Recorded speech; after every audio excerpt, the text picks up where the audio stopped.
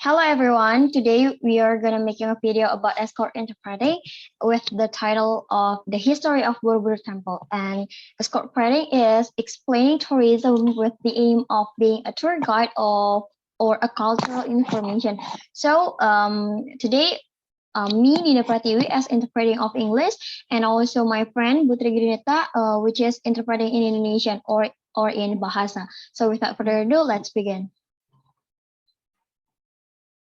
Berita terbaru mengenai jam operasional Candi Borobudur bahwa jam operasional Taman Wisata Candi Borobudur periode 27 April sampai dengan 18 Juli 2022 dengan menaati peraturan sebagai berikut.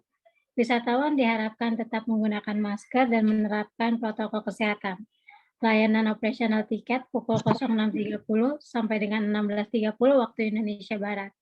Kunjungan di pelataran atau halaman candi dan area Taman Wisata Candi Borobudur pukul 07.00 sampai dengan 17.00 waktu Indonesia bagian Barat. Right, the latest news regarding the operating hours of the Borobudur Temple.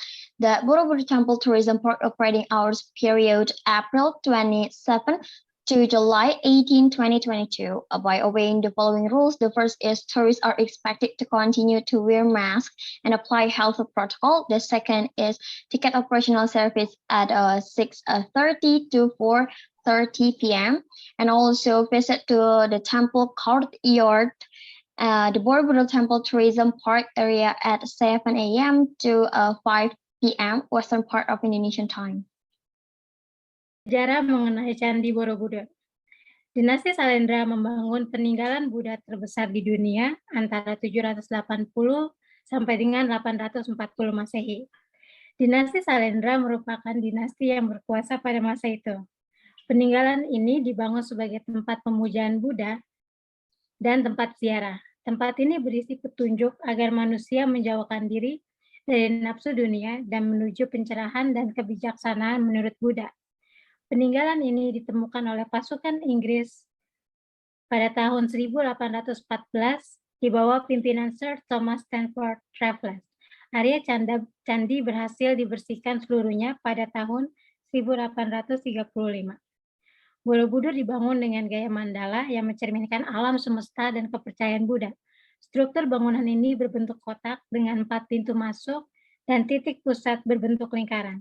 Jika dilihat dari luar hingga ke dalam, terbagi menjadi 2 bagian, yaitu alam dunia yang terbagi menjadi 3 zona di bagian luar dan alam nirwana di bagian pusat. Right, the history of Borobudur Temple. The Salendra dynasty built in the largest Buddhist monument in the world between Anno Domini 780 and 840. The Salendra ruling dynasty in the central Java at the time. It was built as a place for glorifying Buddha and pilgrimage spot to guide mankind and worldly desire to enlightenment and wisdom according to Buddha. This monument was discovered by the British in 1814 under the Sir Thomas Stamford Raffles. It was until 1835 that the entire area of the temple has been cleared. Borobudur built in the style of mandala, which symbolized the universe in Buddhist teaching. The structure is a square shape with a 4 entry point and a circular center point. Working from the exterior to the interior, 3 zones of consciousness are represented, which the central sphere representing unconsciousness of nirvana. Zona pertama, Kamandatu. Alam dunia yang terlihat dan sedang dialami oleh manusia sekarang. Kamandatu terdiri dari 160 relief yang menjelaskan Karma Vibhanga Sutra, yaitu hukum sebab akibat, menggambarkan mengenai sifat dan nafsu manusia seperti merampok, membunuh, memperkosa, penyiksaan, dan fitnah. The first zone is Kamadatu, the phenomenal world, the world inhabited by common people. Borobudur's hidden Kamadatu level consists of 160 reliefs depicting scenes on Karma Vibhanga Sutra, the law of cause and effect, illustrating the human behavior of desire, and relief depict robbing, killing, rape, torture, and defamation. Zona kedua, Rupa Datu. Alam peralihan di mana manusia telah dibebaskan dari urusan dunia. Rupa Datu terdiri dari galeri ukiran relief, batu, dan patung Buddha.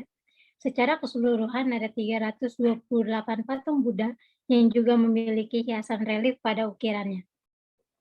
The second zone is Rahudatu, the transitional sphere. Humans are released from worldly matters. The 4 square levels of Rahudatu contain galleries of carved stone reliefs, as well as a chain of niches containing statue of Buddha. In total, there are 328 Buddha on this balustrade level, which also have a great deal of purely ornate relief. Zona ketiga, Arupa Datu. Alam tertinggi rumah Tuhan. 3 serambi berbentuk lingkaran mengarah ke kubah di bagian pusat atau stupa yang menggambarkan kebangkitan dari dunia. Pada bagian ini tidak ada ornamen maupun hiasan, yang berarti menggambarkan kemurnian tertinggi. Jadi, Candi Borobudur bukan hanya destinasi wisata saja, akan tetapi memiliki nilai sejarah budaya yang tinggi untuk kita menghargai nilai-nilai leluhur atau nenek moyang dan budaya setempat. Untuk informasi lebih lanjut, kalian dapat mengunjungi link di bawah ini. Right, and the last one, or the third zone, is Arupadatu, the highest sphere, the abode of the gods.